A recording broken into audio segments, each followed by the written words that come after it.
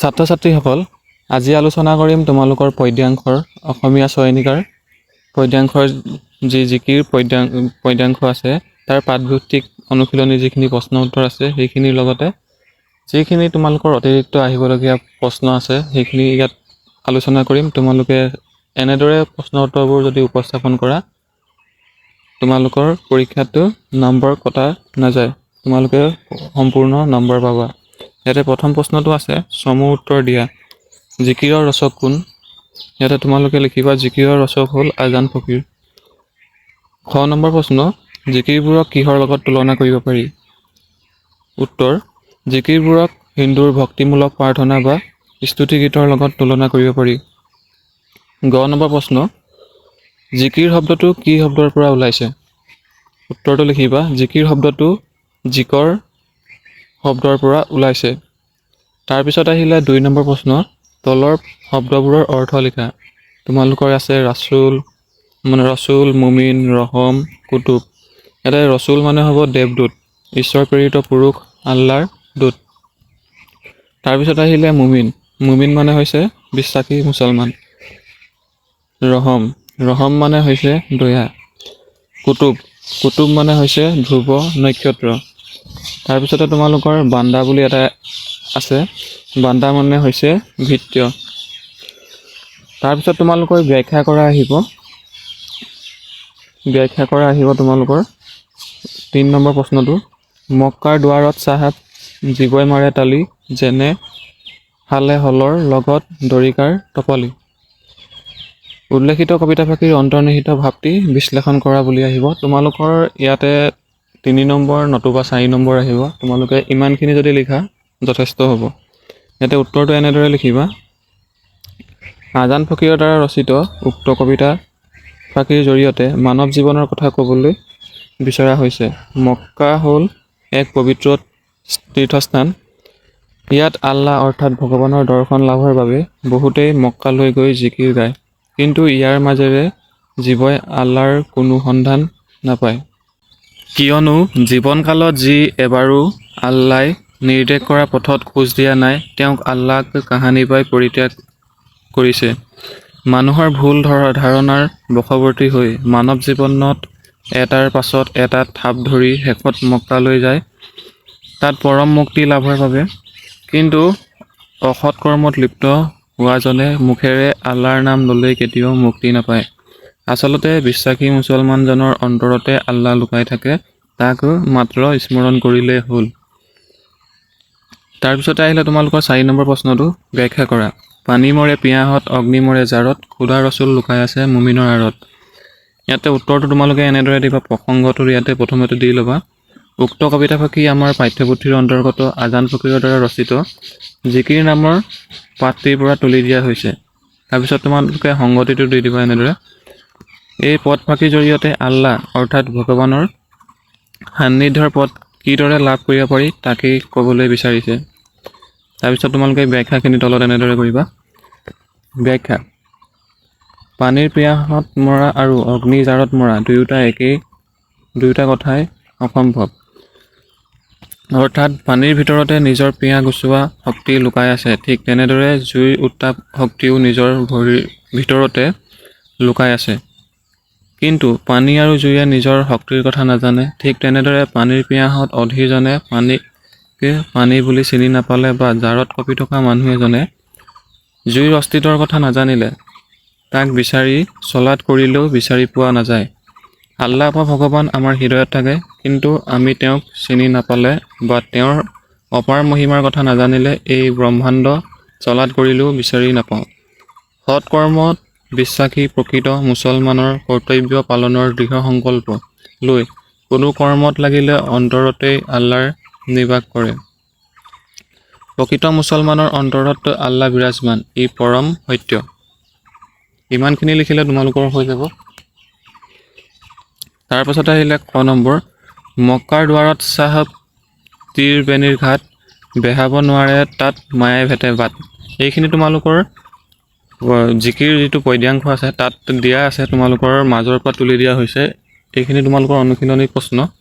তোমালোকে এনেদৰে লিখিবা উত্তৰটো, ক নম্বৰ উত্তৰটো, প্ৰসংগটো তোমালোকে দিবা প্ৰথমতে। উক্ত কবিতাফাঁকি আমাৰ পাঠ্যপুথিৰ অন্তৰ্গত আজান ফকীৰৰ দ্বাৰা ৰচিত জিকিৰ নামৰ পাঠটিৰ পৰা তুলি দিয়া হৈছে। সংগতিটো এনেদৰে দৰ্শাবা।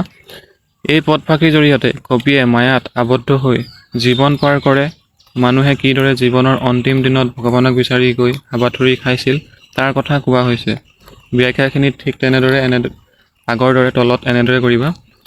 ইয়াত মক্কাক পবিত্ৰ ত্ৰিবেণীৰ ঘাট বুলি কোৱা হৈছে। ত্ৰিবেণী অৰ্থাৎ ত্ৰিবেণী হৈছে হিন্দুসকলৰ পবিত্ৰ তীৰ্থস্থান। হিন্দুসকলে পবিত্ৰ বুলি মানি অহা যমুনা, গংগা আৰু সৰস্বতী নদীয়ে বাৰাণসীৰ যি ঠাইত মিলিত হৈছিল সেই ঠাইয়ে হৈছে ত্ৰিবেণীৰ ঘাট।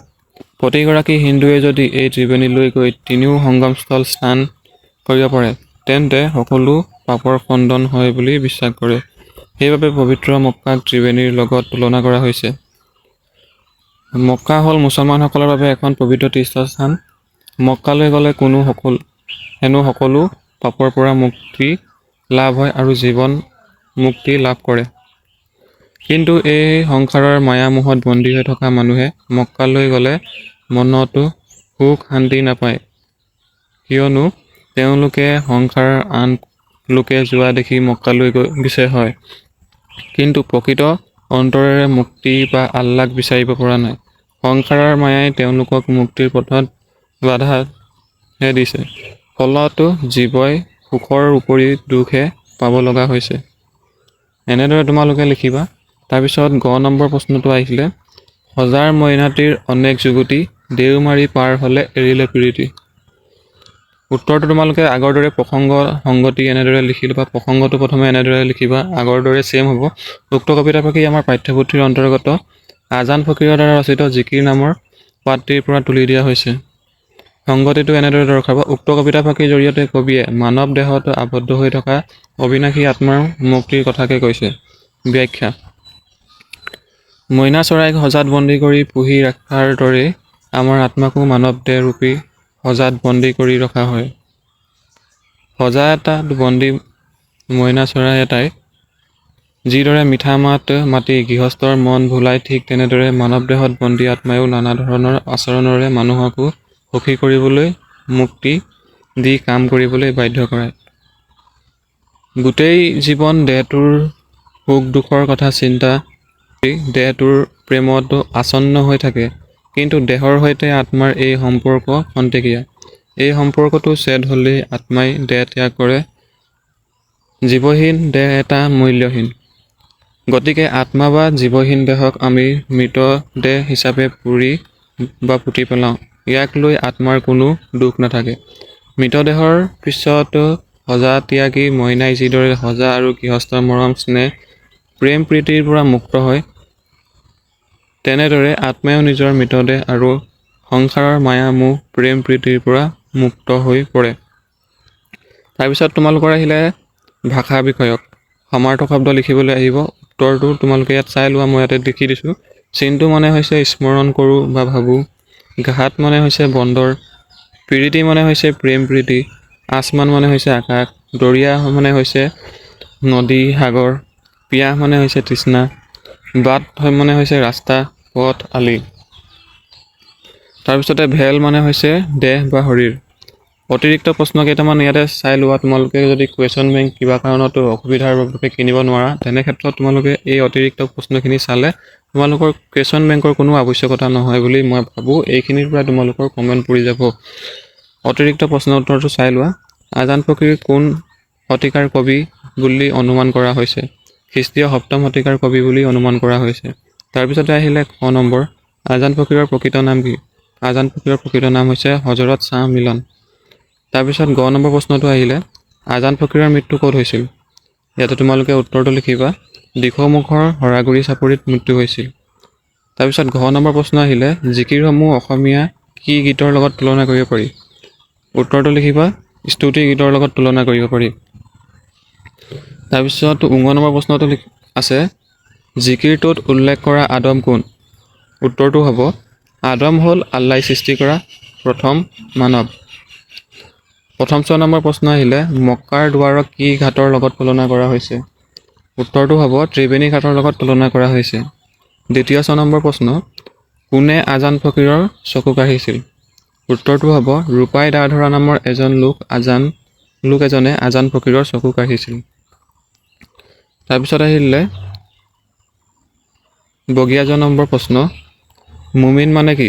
মুমিন মানে হৈছে বিশ্বাসী মুছলমান।